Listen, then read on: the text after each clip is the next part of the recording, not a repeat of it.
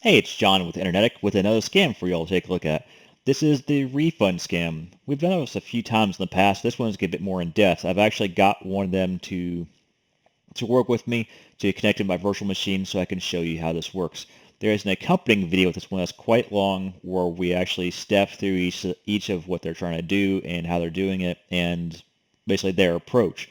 This one's just going to break down the individual sections of it. So rather than the very long video where it says like him talking me through what he's doing to get into my computer and to do the bad stuff, this is just the beginning and end results.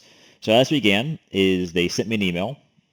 Some scammer somewhere sent me an email, and it got caught by spam filter originally, but I let it through because I want to mess with it. This is a refund scam. How this works is you will get get an email that says you've been charged some amount of money. Amazon, they'll usually, or Microsoft, they say like you bought a Surface, you bought an Xbox, you bought something off Amazon, or you paid for a service you didn't want to pay for. In this case, they're claiming Norton 360 security. Obviously, I don't have that, but they're going to claim I spent $500 on it. Now, what this whole email's intention is to get you to call this number. And you say there's no other way of doing anything here. You can't really reply to it. It's a fake address. It's a Gmail address. So as a note there first, Norton 360 security or Norton's would not be sending you a Gmail. So that's obviously a fake there. So they're just making a fake display name.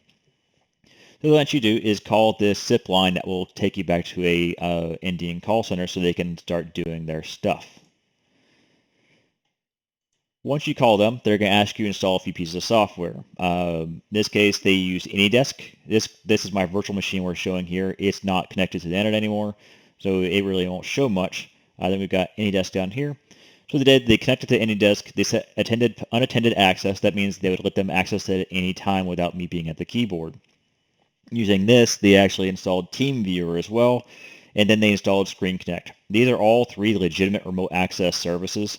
They're used by support, by people connected to their computers from work from home efforts, for logging to other people's computers from like person to person. They're generally used for support. Realistically, it's the most common use, but they're legitimate. Normally, if you report these connections back to the company, like to AnyDesk, they will take these accounts offline, but they're using them fraudulently, so they'll pop right back up somewhere else. So they use AnyDesk, in this case, AnyDesk, TeamViewer, and Screen Connect. So if anyone gets knocked down, they can log into another one. It's interesting to see all three like this. It's kind of overkill, but that's their thing. So once they're connected, they will try to get access to your bank account and do a few other things. In this case, they try to access my bank account. This is not the real bank account. This is actually a fake website. So I use a website called Northwatch. It lets me roll up a fake bank website at will. They actually look pretty good. And here's one of the other ones. It rolls up a different name every time with different credentials, different everything. It's pretty cool. It makes my life a lot easier because it's pretty fleshed out. So they can look at this, say, look at your money. Your money's $100,000. So I've already screwed with this one. They're going to say, okay, we're going to go into the Chase website, see we've got money. We're going to send you this money.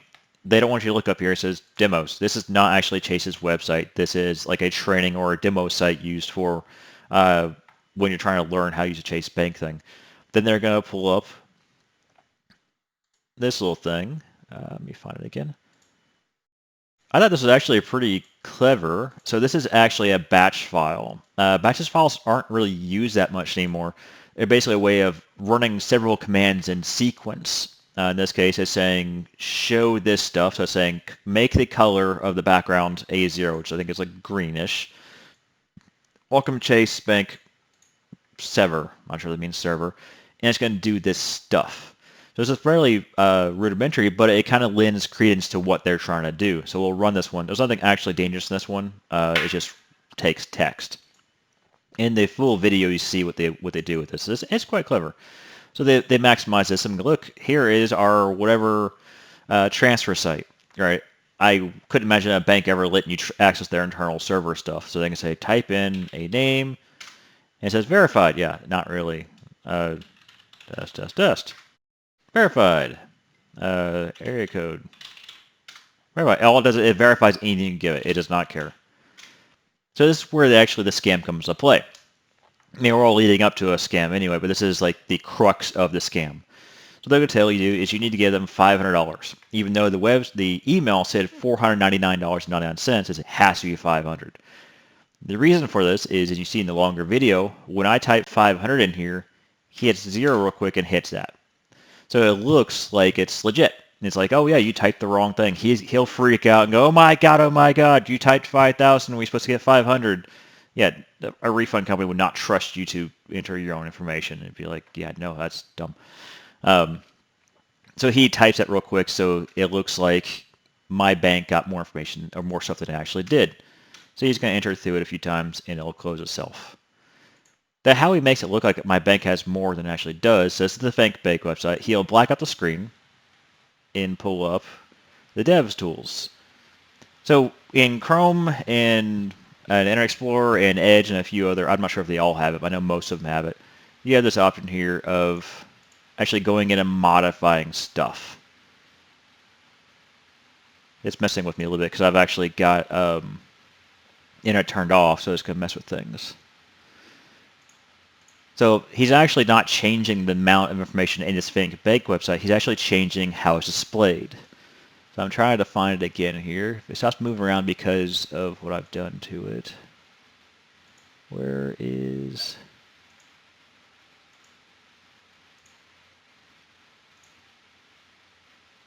Okay, that's the favorite icons. Yeah, I'm looking for... Okay, that's where I want to be. So it turns blue and I'm in the right area. Okay, we're just drilling down into the individual elements of this page that I want to get to. Okay, we're getting closer there. So I want to change specifically the checking information. Okay, so there's my checking field. Go deeper into that. And there. Go deeper here.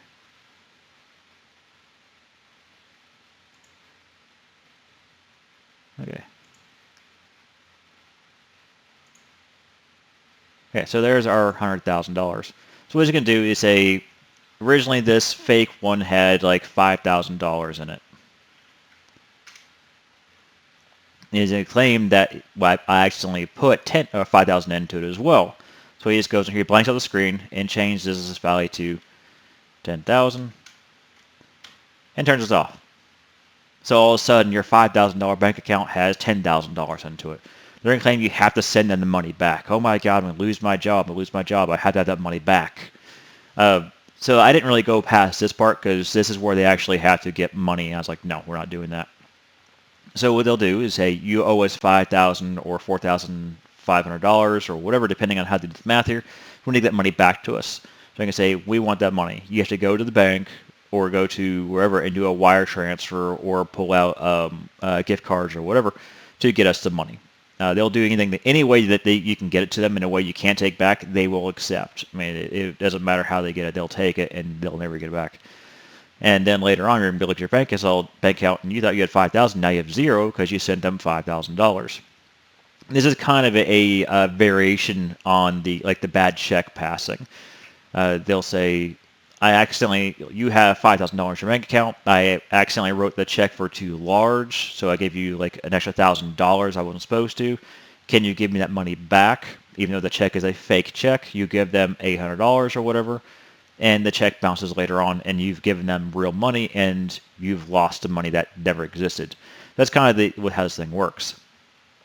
It's a fairly common scam. It's becoming more and more common these days because it has several ways of reinforcing the scam. So it's kind of in any confidence scam or like a con man, they have to make sure that you are in on it.